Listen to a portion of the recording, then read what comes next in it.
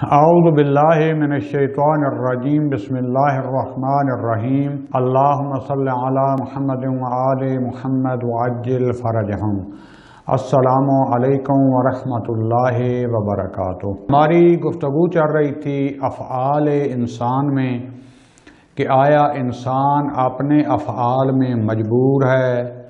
یا آزاد ہے، یا ایک نظریہ کسب تھا اور ایک ائمہ اہل بیت علیہ السلام نے جو نظریہ دیا تھا لا جبر ولا تفویض بل الامر بین الامرین۔ ہماری گفتگو چل رہی تھی نظریہ کسب جو کہ اشاعرہ سے منسوب ہے اور وہ اس کے قائل ہیں۔ تو میں نے عرض کیا تھا کہ کسب کی بہت زیادہ انہوں نے تفسیریں کی ہیں۔ ایک جناب ابو الحسن عشری نے کی تھی، اس کے بعد جو ہے جتنے ان کے آئے مشہور ان کی 5-6 کم از کم تفسیریں بن جاتی ہیں، کیونکہ واضح نظریہ ان کے نزدیک نہیں ہے۔ تو آ کے اس کو ایک پنچر لگاتے ہیں تو دوسری جگہ ہو جاتا ہے، پھر اس طریقے سے تو بہرحال مختلف جو ہے جبر سے بھی بچنے کی کوشش کرتے ہیں، تفویض سے بھی بچنے کی کوشش کرتے ہیں، اہل بیت کے نظریے کی طرف آئے نہیں، اس دروازے کی طرف آئے نہیں، اپنی طرف سے حل کرنے کی کوشش کی۔ تو لہذا میں نے خلاصہ کلام جو کل پیش کیا تھا کہ اگر ان کے تمام نظریات کو اس نظریہ کسب کے بارے میں جو انہوں نے توضیحات اور تشریحات دی ہیں، جو اس نظریہ کی اس اندیشہ کی تفسیر کی ہے، وہ تقریباً 2 جو ہے وہ نظریوں میں ان کو خلاصہ کیا جا سکتا ہے۔ ایک یہ جو قدرت محدثہ ہوتی ہے، یعنی انسان کی جو قدرت ہے اس کی کوئی تاثیر نہیں ہے وجود فعل میں، بلکہ یہ فقط انسان کا تعلق ہے کسب کرنا، اکتساب، یعنی جیسے ایک ظرف ہوتا ہے اس میں پانی ڈالتے ہیں، جتنی گنجائش ہوتی ہے پانی آ جاتا ہے، نہ یہ ظرف پانی لینے میں اس کا کوئی کردار ہے، نہ پانی گرانے میں، اس کو پکڑ کے گرا دو تو گر جائے گا، یعنی وہ تقریباً جبر کی طرف جاتا ہے۔ دوسرا جو ہے البتہ یہ کہتے ہیں کہ جتنے عنوان آتے ہیں عناوین اور جہات یہ بندے کی طرف منسوب ہیں، اس کی میں بعد میں تفصیل دیتا ہوں۔ دوسرا جو ہے وہ کہتے ہیں کہ یہ قدرت محدثہ یعنی انسان یا عبد کی جو قدرت ہے اس فعل کے وجود میں تحقق کے فعل میں کوئی تعلق نہیں ہے، لیکن کسب پھر کیا ہے، یعنی انسان کا فعل مقارن ہو جاتا ہے جو خدا کی قدرت سے فعل جو ہے ایجاد ہوتا ہے، خلق اعمال کے یہ قائل ہیں، یعنی جتنے اعمال بھی ہیں بندگان کے، ان کو بندہ خالق نہیں کرتا، بندہ خالق نہیں ہے بلکہ خدا خالق کرتا ہے، بندے کا کوئی اختیار نہیں ہے۔ پھر کہا کہ بندے کا فعل انسان سے جو ہے جزا و سزا ملے گی، سوال و جواب ہونا کس بنا پر؟ تو کہتے ہیں کہ انسان جو ہے اس کی جو قدرت محدثہ ہوتی ہے یہ فقط مقارنت ہو جاتی ہے، فعل خدا بنا دیتا ہے، یہ مقارن ہو جاتی ہے اور اس کی طرف منسوب ہو جاتا ہے۔ یہ ان کا خلاصہ کلام تھا۔ میں دونوں کے جو نظریے تفسیر جو دونوں بنتی ہیں ان میں سے ایک نظریے کا ادھر سے ان کے علماء یعنی دانشمندان جو ہیں ان کا نظریہ بیان کر کے تاکہ دلیل ہو جائے کہ یہ کیا کہتے ہیں، اس کے بعد آگے جو ہے میں بحث کو جاری رکھوں گا۔ تو ان کے ایک بہت بڑے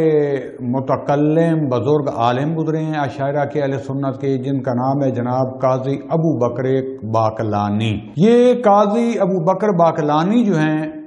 یہ جناب عشری کے یعنی ابو الحسن عشری کے نظریہ کی تفسیر میں کہتے ہیں، یعنی یہ جو وجہ اول میں نے پہلی وجہ پیدا کی ہے کہ عمل میں انسان کی بندے کی کوئی تاثیر نہیں ہوتی، فقط کسب کرتے ہیں اور عناوین جو ہیں وہ بندے کے فعل کے اوپر جو آتے ہیں، جبکہ اصل فعل جو ہے وہ خدا بند عالم ہی خلق کرتا ہے۔ یہ کہتے ہیں، میں اپنے مفہوم عربی عبارت کو چھوڑ دیتا ہوں، میں اس کا جو ہے وہ فقط ترجمہ مفہوم بیان کرتا ہوں۔ یہ کہتے ہیں کہ دلیل قائم ہے اس مطلب پر کہ یہ جو انسان کی قدرت حادثہ، یہ کہتے ہیں یہ قدرت محدثہ جو ہوتی ہے یعنی بندے کی جو قدرت ہوتی ہے یہ ایجاد کی صلاحیت نہیں رکھتی، یعنی یہ فعل کو ایجاد نہیں کر سکتی، یعنی بندہ اپنے اختیار سے اپنے فعل کو انجام نہیں دیتا، لیکن دوسری صفات یا وجوہ یا اعتبارات جو فعل اور افعال کے اوپر فٹ ہوتے ہیں، یعنی جو فعل کا نام رکھا جاتا ہے، یہ حدوث میں یعنی جو اللہ تعالی حادث کرتا ہے اس میں منحصر نہیں ہے، بلکہ اور دوسری وجوہ بھی ہیں جو حدوث وجود میں قائم ہوتی ہیں، شاید اس عبارت کی سمجھ بھی نہیں آئی ہوگی، لیکن میں نے اس کا مفہوم بیان کیا، میں پھر بتاتا ہوں کہ اس لیے کہنا کیا چاہتے ہیں۔ یہ کہنا چاہتے ہیں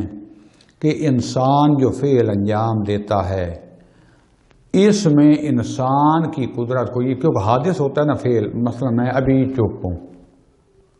اب میں بول رہا ہوں، یہ میں نے فعل انجام دیا ہے، میں آرام سے بیٹھا ہوں، اب میں ہاتھ ہلا رہا ہوں، یہ جو میں فعل انجام دے رہا ہوں اس میں میری کوئی قدرت کی تاثیر نہیں ہے، بلکہ خداوند عالم کی قدرت سے میں بول بھی رہا ہوں، اور خداوند عالم یہ میں ہاتھ ہلا رہا ہوں، یہ خدا قدرت دے رہا ہے، یعنی قدرت کیا دے رہا ہے، یعنی خدا اصل یہ حرکت دے رہا ہے۔ اچھا میں پھر کیوں ہوں؟ کیونکہ میرے ہاتھ حرکت کر رہے ہیں، میری زبان چل رہی ہے، میں بول رہا ہوں، لہذا کہیں گے کہ مختار بول رہا ہے، ایک لفظ یہ مختار بول رہا ہے، مختار ہاتھوں کو حرکت دے رہا ہے، ایک ہے کہ ہاتھوں کی حرکت ایجاد ہو رہی ہے، کلام ایجاد ہو رہا ہے، کہتے ہیں یہ کلام ایجاد ہو رہا ہے، یہ ہاتھ حرکت کر رہے ہیں، یہ خدا کی طرف ہے۔ نام جو اس کا ہے یہ فقط مختار بول رہا ہے، مختار کے ہاتھ حرکت کر رہے ہیں، یہ عنوان جو ہے یہ فعل پر جو آ جائے گا۔ جیسے وہ کہتے ہیں، وہ خود مثال خود دیتے ہیں جناب ابو بکر باقلانی، یہ کہتے ہیں جیسے کہ بعض جہات اور اعتبارات، جیسے کہتے ہیں نماز، روزہ، قیام، قعود، ان کا ذکر کرنے میں کہتے ہیں کہ واضح آپ کو فرق محسوس ہوگا، جیسے ایجاد کرنا اور نماز پڑھنا، یعنی نماز کو ایجاد کرنا اور نماز کو پڑھنا، نماز پڑھنے کی، بیٹھنے کی، اٹھنے کی، یہ ساری یہ جو نام ہیں، یہ وجوہ ہیں، یہ نسبتیں ہیں، یہ میری طرف یعنی بندے کی طرف دی جا رہی ہیں۔ لیکن نماز کو ایجاد کرنا، روزے کو ایجاد کرنا، خلق کرنا، یعنی جو نماز روزہ اصل میں ہو رہا ہے، یا اصل جو قیام اور قعود کو ایجاد کر رہا ہے، خلق کر رہا ہے، یہ سارا خدا کر رہا ہے۔ میری طرف کیا ہے، یعنی ان کا جو نام ہے وہ میری طرف منسوب ہے کہ مختار نماز پڑھ رہا ہے، لیکن خود نماز جو کہ وجود میں آئی ہے، جو نماز میں ساری جو پڑھ رہا ہوں، یہ اللہ یہ مجھ سے کروا رہا ہے، میں یہ نہیں کر رہا ہوں، فقط اس کا منسوب میری طرف ہو رہا ہے، کہنا یہ چاہ رہے ہیں۔ سادہ سا خلاصہ جو ہے یہ ہے، لہذا کہتے ہیں نسبت ہماری طرف ہو جاتی ہے، ایجاد خدا کرتا ہے، خالق خدا کرتا ہے، تو پھر یہاں نتیجہ پھر کیا لیتا ہے؟ نتیجہ لیتا ہے کہ وہ جہات جن کی نسبت خدا کی طرف دی جاتی ہے یا خدا کی طرف جن کی نسبت صحیح نہیں ہے، وہ نسبت جو خدا کی طرف نہیں دی جا سکتی، مثلا یہ نہیں کہہ سکتے کہ خدا نماز پڑھ رہا ہے، خدا روزہ رکھ رہا ہے، یہ خدا کی طرف نسبت نہیں دی جا سکتی، یہ آپ انسان کی طرف دیں۔ لیکن یہ ہے کہ نماز، یہ نماز ہو گئی، نماز کو ایجاد کیا، روزے کو، قیام اور قعود کو، یہ سب خدا نے بنایا، یہ خدا کی طرف دیں۔ بندے کا تو کافر ملاک کیا ہے؟ عقاب اور ثواب کا، کہیں گے ملا کی جہات ہیں، خدا نے کیونکہ نماز اس میں ایجاد کی، روزہ اس میں ایجاد کیا، تو ہم کہتے ہیں کہ مثلا مختار نے نماز پڑھی، مختار نے روزہ رکھا، مختار نے درس دیا، یہ فقط یہ نام کافی ہے، اس کی طرف منسوب ہو گئی، اصل فعل خدا کا تھا۔ اس کے نقد میں ہم کیا کہیں گے؟ آیا واقعاً کوئی سمجھ آئی؟ حقیقت ایسا ہو سکتا ہے؟ مثلا میں بھی کہتا ہوں میں یہ ٹیشو پیپر اٹھا رہا ہوں، میں نے خود ارادہ کیا، خود میں اٹھا، اگرچہ یہ طاقت اللہ نے دی ہوئی ہے، لیکن اب ارادہ اور اختیار جو اللہ نے دیے ہوئے اس کے ساتھ میں یہ سارا کام کر رہا ہوں، یہ اب میں نے رکھ دیا، یہ اب اللہ نے تو نہیں اٹھایا یا رکھایا فلاں۔ خیر انہوں نے جو ابھی دلیل دی جناب ابو بکر باقلانی نے جو توضیح پیش کی، اس کے اوپر ہم سوال کرتے ہیں کہ یہ عناوین جو ہیں، نماز پڑھنا، فلاں نے نماز پڑھی، فلاں نے، یہ عناوین جو ہیں اس کی دو صورتیں ہیں، دو صورتوں سے یہ خارج نہیں ہیں، یا تو یہ امور عدمی ہیں، یہ فقط نام اور جہات ہی ہیں، عملاً ان کا کوئی وجود نہیں ہے، تو اس صورت میں پھر کسب خارج میں اس کا کوئی وجود بھی نہیں ہے، فقط کسب ایک ذہنی اور اعتباری عمل ہے جس کو ہم نے فرض کیا، اعتبار کیا، حقیقت سے اس کا کوئی تعلق نہیں ہے، اور یہ فعل جو ہے اس میں یہ تاثیر گزار نہیں ہوتی، لہذا یہ ہمارا جو فعل ہے یہ ہم ایجاد نہیں کرتے، ہمارا کوئی تعلق نہیں ہے۔ تو اس صورت میں یہ جو قدرت محدثہ یعنی انسان کی قدرت ہے، اس میں پھر کون سی تاثیر اس کی ہو گئی؟ عبد جو ہے وہ کہے کہ اس نے کسب کیا، کچھ تو بندے کا اثر ہونا چاہیے تاکہ ملاک اور ثواب کا ثواب اور عقاب کا ملاک بن سکے۔ جب میرا کوئی کردار ہی نہیں ہے، میں بندہ ان کی نظر میں لوٹے کی طرح بالٹی کی طرح چیز ہے جس میں جب پانی اڑیل دو جب رکھ دو، کیا کہیں گے اس بالٹی میں پانی ہے، بس یہ بالٹی کے لیے کافی ہے، نہ لینے میں نہ دینے میں کوئی شامل ہی نہیں ہے، یعنی اس کا اپنا اختیار نہیں ہے۔ تو صورت میں پھر کیسے جب سارا فعل خدا ایجاد کر رہا ہے، اس کے نہ ارادے کی تاثیر ہے، نہ اس کے عمل کی تاثیر ہے، نہ اس کی قدرت کی تاثیر ہے، تو اس کا مطلب ہے یہ فقط ہم جو کسب کہہ رہے ہیں کہ ذہنی اور اعتباری عمل خارج میں وجود اس کا نہیں ہے، فعل سے اس کا کوئی تعلق نہیں ہے، یا نہیں یہ کسب یا یہ جو آپ جہاد کہہ رہے ہیں یہ واقعاً جو ہے امور وجودی میں سے ہے، آدمی نہیں ہے، تو اس صورت میں پھر کیونکہ آپ خالق افعال کے قائل ہیں، خالق افعال کیا اشارہ کہتے ہیں، یہ اہل حدیث بھی ہیں کہ تمام افعال کو خدا خالق کرتا ہے، انسان ان کا خالق نہیں ہے، پہلے میں خالقیت میں بحث کر چکا ہوں، تو اس صورت میں پھر یہ کیا ہو جائے گا، یہ جبر ہو جائے گا، یعنی خدا بندے کو مجبور کرتا ہے۔ ہر دو صورت میں انسان کیا ہے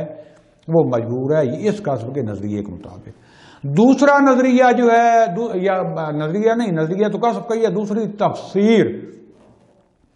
وہ جناب ابو حامد غزالی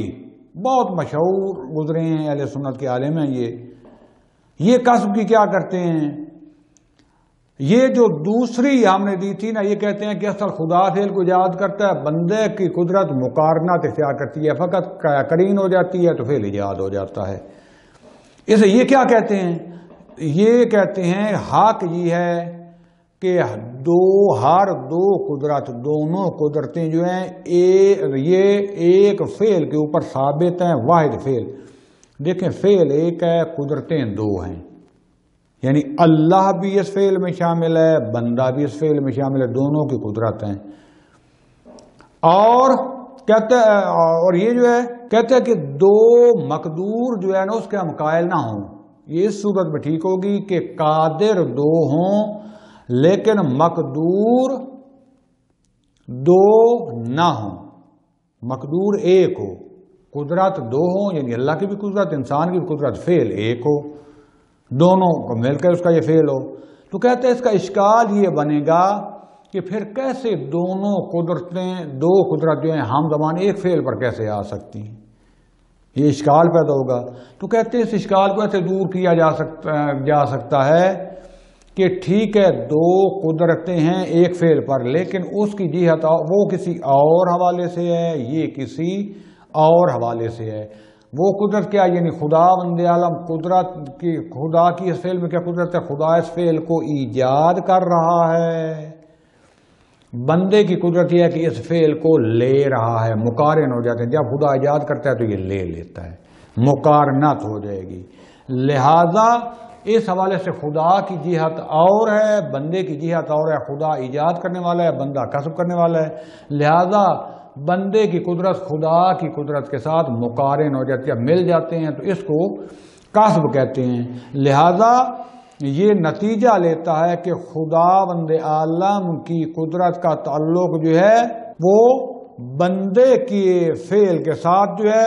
یہ تعلق تاثیری ہے، یعنی خدا بند عالم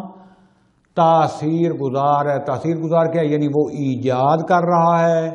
اور خود بندے کی قدرت کیا ہے، یہ تقارنی ہے، جب خدا بندہ میں ایجاد کرتا ہے تو بندے کی قدرت مل کے یعنی اس کو لے لیتی ہے۔ تو لہذا کہتے ہیں کہ بس یہی نسبت بندے کے لیے کافی ہے کہ جب خدا بند عالم ایجاد کرتا ہے بندہ اس کو لے لیتا ہے، اور یہ کافی ہے اس کے لیے، اس کو ہم کسب کہتے ہیں۔ یہ کتاب ان کی جو ہے الاقتصاد فی الاعتقاد، اس میں جو ہے انہوں نے تفصیل سے اس کی توضیح بیان کی ہے۔ تو اسی میں جو ہے متاخرین اشاعرہ جو ہیں، مثلا جناب تفتازانی ہیں، تفتازانی، جناب جرجانی ہیں، جناب کوشجی وغیرہ جو ہیں، انہوں نے غزالی کی، جناب غزالی کی طبیعت کی ہے اور ان کی تفسیر کو قبول کیا ہے۔ یہ ہو گیا اصل نظریہ، یعنی دو تفسیریں جو اس کی تھی میں نے بیان کی، کرتے دقیق بحث تھی، اور بعض کہتے ہیں سمجھ نہیں آئی. سمجھ کوئی سمجھنے والی چیز یعنی کوئی ہو تو بندے کو سمجھ میں آئے. بہرحال نتیجہ یہ نکلا، اس پر اٹکے ہوئے ہیں کہ اصل فعل قدرت خدا ہی ایجاد کرتا ہے، بندے کے اس میں تعلق نہیں، بندہ صرف لیتا ہے. بعض کہتے ہیں کہ بندے کا صرف عنوان آ جاتا ہے، یہ کہتے ہیں نہیں، یہی جو بندے کی قدرت ہے نا لینے والی، یہ کافی ہے، مطلب ایک ہی ہے تقریباً، اس پر یہ قائم ہے. لہذا نتیجہ کیا نکلا کہ اور متاخرین جو آئے ہیں، متاخرین اشاعرہ کے بعض علماء، انہوں نے اصل اس کا انکار کر دیا کہ بابا یہ کیا بنایا ہوا گورکھ چندہ جس کا کوئی مطلب ہی نہیں ہے. انہوں نے واضح اس کا انکار کیا، اس کو رد کیا، کیونکہ جبر کے علاوہ شاید نہیں ہے کوئی.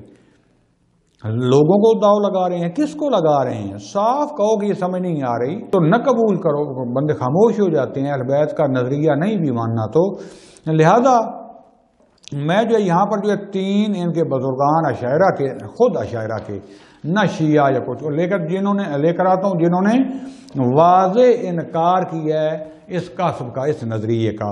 سب سے پہلے جو ہے امام الحرمین جو ہیں وہ واضح کہتے ہیں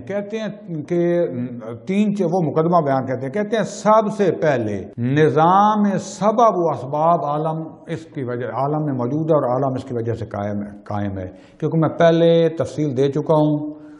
اشاعرہ جو ہیں یہ سبب و اسباب کے قائل نہیں ہیں، بلکہ یہ سنت الہی کے قائل ہیں. کہتے ہیں بس خدا کی سنت چل رہی ہے کہ آگ مثلا جیسے پتھر کو پتھر یہ مثال کے ساتھ رگڑتے ہیں تو آگ جو ہے جل پڑتی ہے، اور آگ گرمائش نہیں دیتی، اللہ تعالیٰ اسی وقت جو ایجاد کرتا ہے. ہم کہتے ہیں کہ خدا نے آگ کی ذات میں گرمائش رکھی ہے کہ جب بھی وہ جلے گی وہ چیزوں کو جلائے گی. یہ کہتے ہیں آگ نہیں جلاتی، آگ میں تاثیر نہیں ہے، بلکہ اللہ تعالیٰ اسی وقت جو ہے جب بھی آگ جلتی ہے تو ساتھ والی چیزوں کو جلا دیتا ہے، اللہ تعالیٰ اسے دھواں نکالتا ہے. یہ وہ سارا کیونکہ یہ خلق اعمال کے قائل ہیں. اس کے بعد جو ہے یہ سبب، ہم کہتے ہیں نا آگ سبب ہے کس کا؟ لکڑی کو مثلا جلانے کا. یہ کہتے ہیں نہیں سبب ہے ہی. ہم کہتے ہیں پانی سبب بنتا ہے کہ اگر آگ کے اوپر پھینکے پانی تھوڑی مثلا آگ اور اس کے اوپر ایک بالٹی پھینک دیں تو آگ بجھ جائے گی. پانی کی یہ تاثیر ہے. پانی سبب بنتا ہے آگ کو بجھانے کا. یہ کہتے ہیں نہیں سبب نہیں ہے، بلکہ اللہ نے سنت بنا دی، عادت ہے، عادت اللہ کی سنت ہے کہ جب بھی پانی پھینکتے ہیں اللہ آگ بجھا دیتا ہے. ہم کہتے ہیں اللہ نے اس پانی میں تاثیر رکھی ہے، اصل مسئلہ یہ تھا. لہذا یہ سبب، اور ہم کہتے تھے پوری کائنات کا مثلا اللہ کے معجزہ خدا کر دے. میاں بیوی کی شادی ہوئے گی، ان کے نطفے آپس میں، یعنی مرد کا نطفہ عورت کے رحم میں جائے گا، ان کے آپس میں ملیں گے تب بچہ پیدا ہوگا. یہ کہتے ہیں نہیں اللہ نے عادت بنا دی ہے کہ شادی ہوتی ہے ویسے. بہرحال آگے سمجھ لیں. اور اس طرح کے جو سارا یہ سبب و اسباب کے قائل نہیں ہے. ہم کہتے ہیں کہ کسی کو گھونسا ماریں گے تو اس کو درد ہوگی. مثلا اینٹ کے اوپر اگر زور سے ہتھوڑا ماریں تو ہتھوڑا کا یعنی لوہے کی سختی جو ہے اور اس کی ٹھوکر سبب بنتی ہے کہ اینٹ ٹوٹ جاتی ہے. یہ کہتے ہیں نہیں ہتھوڑے میں تاثیر یا لوہے میں نہیں ہے، بلکہ اللہ تعالیٰ اس وقت توڑتا ہے. یہ مبنائی اختلاف ہے. یہاں کر امام الحرمین واضح تسلیم کرتے ہیں، کہتے ہیں یہ کائنات کا نظام سبب اور اسباب کے ذریعے چلتا ہے. یہ اسی چیز کو ثابت کرنے کے لیے نقطہ نمبر 2 وہ یہ ہے کہ خدا بند عالم نے اس سبب و اسباب کے نظام کو خلق کیا ہے. خالق خدا ہے، جتنی تاثیر ان چیزوں میں رکھی ہے اللہ نے رکھی ہے. کریلے کھاؤ گے تو کڑوے لگیں گے، مالٹا یا شہد کھاؤ گا تو میٹھا رکھے گی. ان کی تاثیر اس میں اللہ نے رکھی ہے. زہر کھاؤ تو جسم کو نقصان پہنچائے گی، موت واقع کر دے گی. دودھ مثلا پیو تو گوشت کھاؤ تو اس میں کیا ہوگا؟ جسم میں جان آئے گی فورا. یہ اللہ نے تاثیر رکھی ہے. کہتے ہیں یہ سارے سبب و اسباب کا خالق. پہلا نمبر 1 نقطہ کیا کہا کہ کائنات سبب و اسباب کے ذریعے چل رہی ہے. دوسرا نقطہ کہتے ہیں یہ تمام سبب و اسباب اور یہ جو تاثیر و اثر رکھا ہے خدا نے ان کو خلق کر کے ان میں رکھا ہے، اور یہ تمام کے تمام منتہی ہوتے ہیں خدا، یعنی اصل تاثیر گزار وہ خدا ہے جس نے اس میں رکھ دی ہے. اگر وہ نہ چاہے تو ان میں تاثیر ختم ہو جائے گی. اصل تاثیر دینے والا وہ ہے، اور یہ اسی خدا قادر مطلق اور غنی جو ہے اس کی طرف یہ تمام سبب و اسباب منتہی ہوتے ہیں. اور تیسرا انسانوں کی، بندگان کی جو قدرت ہے وہ ان کے افعال میں مؤثر ہے. اور یہ قدرت البتہ منتہی ہوتی ہے خداوند عالم کی طرف، یعنی خداوند عالم نے انسان کو قدرت دی ہے جس قدرت سے انسان یہ فعل انجام دیتا ہے، وہی اہل بیت والا نظریہ، یعنی اللہ نے انسان کو اختیار، قدرت، ارادہ دیا ہے، خدا کے دیے ہوئے قدرت اور اختیار کی وجہ سے یہ انسان اپنے فعل انجام دیتا ہے، تب اس کو جو ہے ثواب اور عقاب ملے گا، کیونکہ اپنی مرضی سے یہ انجام دے رہا ہے۔ یہ جناب جو ہے امام الحرمین جو ہیں، یہ اسی کا کتاب الملل والنحل میں شہرستانی نے بھی جلد 1 میں اس کو ذکر کیا ہے، اور اس کے طرح کی اور بھی جو ہے ان کے علماء نے جو ہے یہ نظریہ پیش کیا۔ دوم جو ہے شیخ عبد الوہاب شعرانی، یہ جو ہے الیواقیت والجواہر فی بیان عقیدۃ الاکابر، یہ صفحہ 139 سے 41 تک جو ہے اس کتاب جو ہے الیواقیت والجواہر فی بیان عقیدۃ الاکابر، اس میں جو لکھا ہوا ہے شیخ عبد الوہاب شعرانی، یہ علم حدیث اور کلام کے کرنے دہم کے بہت بڑے بزرگ عالم گزرے ہیں اہل سنت کے، وہ بھی امام الحرمین کے اس قول کے ساتھ موافق ہیں، یعنی کسب کا انہوں نے انکار کیا ہے۔ وہ کہتے ہیں کہ جو یہ سوچتا ہے کہ انسان کے فعل میں، انسان کے اپنے فعل میں انسان کی اپنی کوئی تاثیر نہیں ہے، انسان کا اپنا کوئی کردار اور اثر نہیں ہے، یہ دراصل حق کی مخالفت کر رہا ہے، یہ حق کے مخالف ہے۔ کیوں؟ اگر یہ قدرت حادثہ یعنی بندے کی جو قدرت ہے حادث،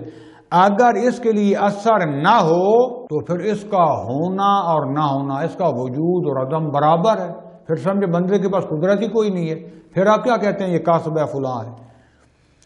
اور جو یہ سمجھتا ہے یا جو یہ فکر رکھتا ہے کہ یہ انسان اپنے فعل کو انجام دینے میں مستقل ہے، اس کو خدا کی کسی کی ضرورت بھی نہیں ہے، تو یہ مشرک ہے کہ انسان اپنے فعل میں مستقل نہیں ہے، یقیناً نہیں ہے۔ بس جو یہ فکر کرے کہ انسان مستقل اپنی مرضی سے، کوئی خدا کی بھی اس کو ضرورت نہیں ہے، یہ فعل انجام دیتا ہے، یعنی تفویض کا قائل ہے، تو کہتے ہیں مشرک ہے۔ پس کہتے ہیں نتیجہ پھر یہ نکلا، یہ کہیں کہ بندہ جو ہے وہ مضطر ہے اختیار پر، یعنی اپنے اختیار کے ساتھ انجام دینے پر مجبور ہے۔ وہی نظریہ، یعنی اللہ نے جو اس کو قدرت دی ہے، اس قدرت اور ارادے کے ساتھ یہ فعل کو انجام دیتا ہے، ہم بھی تقریباً اسی کے قائل ہیں۔ یہ دو گئے، اور آخری اور تیسرا نظریہ جو ہے، جو کھول کے اور تقریباً کافی لمبی عبارت میں جو ہے بیان کیا، البتہ میں مختصر بیان کروں گا، وہ شیخ محمد عبدہ ہیں، یہ مصر کے بڑے مشہور ہیں، یہ بھی ان کے علماء میں سے تھے۔ یہ جو ہے کیا فرماتے ہیں، یہ کہتے ہیں کہ یہ جو پہلے متکلمین گزرے ہیں نا اشاعرہ کے، نا کلن، یہ پہلے کلن متکلمین کی بات کرتے ہیں جو پہلے مسلمین گزرے ہیں، کہتے ہیں کہ متکلمین کے درمیان میں سے بعض قائل تھے کہ بندہ جو ہے وہ اپنے تمام اعمال پر مسلط ہے اور مستقل ہے، مطلق ہے، ان کی مراد معتزلہ تھے، تو کہتے ہیں کہ یہ نظریہ اشکاراً باطل ہے کہ انسان مطلقاً با اختیار ہے، آزاد ہے اپنے افعال میں، یہ کیا ہے، یہ باطل ہے نظریہ۔ پھر کہتا ہے بعض متکلمین ان میں سے جابر، صریحاً جابر کے قائل رہے ہیں، جبری خالص اس کو کہتے ہیں، کہتے ہیں یہ بھی غلط ہیں۔ اور تیسرا ایک گروہ جو ہے ان میں سے اہل سنت کے، یہ سارے متکلمین کی بات آ رہی ہے، وہ کہتے ہیں وہ اسی کسب کے قائل ہیں، لیکن اس کا نام جو ہے نام، مطلب کہتے ہیں کہ تیسرا گروہ بھی اسی جابر کا ہی قائل ہے، لیکن اس کا نام جابر نہیں رکھا، منظوروں کا یہ اشاعرہ، اور نام کیا ہے، یعنی کسب رکھ دیا ہے۔ کہتے ہیں یہ نظریہ اصلاً شریعت کو اور تکالیف شرعی کو نابود کرنے کے مقام پر ہے، یعنی اس سے شریعت کو اصل پھر نابودی کے مقام پر یہ لے آئے، منہدم کر دیا، اور صریح کہتے ہیں عقل کا حکم جس کو باطل قرار دیتا ہے، اصل یہ ایمان کی خرابی آ رہی ہے، یہ کہتے ہیں۔ لہذا یہ اعتقاد، آگے کھول کے بیان کرتے ہیں، یہ اعتقاد اور یہ دعویٰ کہ بندے کی کسب، یہاں کسب سے مراد جو ہے وہ اشعرا والی نہیں ہے، یعنی ایجاد اور خلق مراد لے رہے ہیں. کہتے ہیں یہ اعتقاد رکھنا کہ بندہ خود کا یعنی ایجاد کرتا ہے مستقلاً، تو کہتے ہیں یہ شرک ہے، ظلم عظیم ہے. اور جو کہتا ہے کہ اصلاً جو ہے انسان کا کوئی تعلق ہی نہیں ہے، تو پھر جو ہے یہ کہتے ہیں یہ شرک کو سمجھے ہی نہیں ہے. کیسے شرک کو نہیں سمجھے؟ کہتے ہیں کہ جو کتاب و سنت میں آیا ہے شرک وہ ہے خدا کے ساتھ یعنی شریک قرار دینا. وہ یہ ہے کہ انسان کا اعتقاد ہو کہ خدا بند عالم کے علاوہ جو ہے خدا نے جو اسباب ظاہری قرار دیے ہیں وجود میں ایک چیز کو لانے کے، ان کے علاوہ کوئی اور قدرت جو ہے یعنی بندے کی آپ نے جو بھی ہو وہ صرف تاثیر گزار ہے، یہ شرک ہے. لیکن جو ہے جو کہ لہذا وہ کہتے ہیں کہ خلاصہ میں سادہ، کیونکہ عبارت ان کی بڑی گھجلے کہ میں چاہ رہا تھا سامنے سے اوپر سے دیکھ کے تو مفہوم بیان کروں، لیکن ترجمہ کرنا بھی مشکل ہو رہا ہے، میں خلاصہ بیان کرتا ہوں. وہ کہنا یہ چاہتے ہیں شرک یہ ہے کہ اگر خدا بند عالم کی قدرت کا انکار کر کے اس کے علاوہ کوئی قدرت مانی جائے یا خود فقط بندہ قادر بن جائے، یہ شرک ہے. لیکن جب خدا بند عالم نے انسان کو قدرت دی ہے، ارادہ دیا ہے، اختیار دیا ہے، اور خدا بند عالم کے دیے ہوئے قدرت اور ارادہ سے جب انسان اب بھی محتاج ہے ایک ایک لمحے کے لیے، جب انسان یہ فعل انجام دے رہا ہے یعنی بحکم خدا نے اس کو قدرت دی جو کہ ابھی خدا کے ہیتا قدرت سے خارج نہیں ہوئی، اسی دی ہوئی قدرت سے یہ انسان جو ہے یہ فعل انجام دے رہا ہے جس میں خدا بھی منصوب ہے، یعنی خدا نے نسبت دی ہوئی ہے، اس کو بھی زندگی اس کی روح چل رہی ہے، ارادہ اختیار دیا ہوا ہے اور اس کے ساتھ یہ کام انجام دے رہا ہے. تو یہ حقیقت ہے. لہذا کسب کو انہوں نے باطل قرار دیا اور کہتے ہیں کہ یہ دراصل وہی جبر ہے، صرف انہوں نے نام چینج کیا ہے. لہذا عقل کی روشنی میں بھی قرآن کی بہت زیادہ حدیث ہیں. جب اگلا نظریہ میں پیش کروں گا تفویض کو باطل کر کے الامر بین الامرین کا، تو اس میں واضح کروں گا کہ یہ کسب کا نظریہ بالکل باطل ہے. اور اب بھی یعنی سمجھانے میں مشکل ہو رہی تھی کہ یہ خود کہنا کیا چاہتے ہیں، بلکہ خود بھی سمجھے تھے یا نہیں. لہذا یہاں تک یہ ثابت ہوا کہ کسب وہی جبر کا نظریہ ہے، فقط انہوں نے نمبر پلیٹ اوپر جو ہے چینج کی ہے، اور یہ باطل ہے جس طریقے سے جبر باطل ہے. بعد میں ابھی بحث آئے گی انشاءاللہ خدا نے زندگی اور توفیق دی صحت تو ہفتے والے دن بیان کروں گا. تفویض جو مفوضہ ہیں جو معتزلہ قائل تھے وہ بھی اشتباہ پر تھے، وہ بھی ٹھیک نہیں ہے.